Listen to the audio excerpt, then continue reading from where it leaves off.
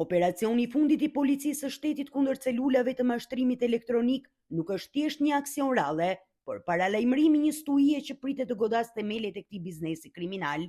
Megjithëse operacionet e SPAK dhe denoncimet mediatike kanë qenë të shpeshta, call centrat mashtrues vazhdojnë të mbinë si kërpulla nëpër Tiranë, duke u kthyer në një gangren për imazhin e vendit dhe xhepat e qytetarëve europian. Ndërsa bilanci i fundit flet për 12 pika të goditura, burimet konfirmojnë se hetimet janë shtrirë te peshqit e mëdhenj që operojnë në hije.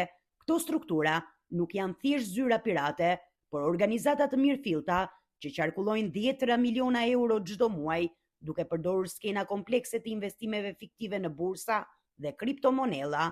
Në listën e personave që po vëzhgohen me lup nga uniformat blu, spikaten shumë emra, por ajo që nuk dihet është se a do hetohet emri Enea Mitrit. Për drejtësinë shqiptare, Mitri nuk është një emër i panjohur apo një biznesmen i lindur nga asgjëja.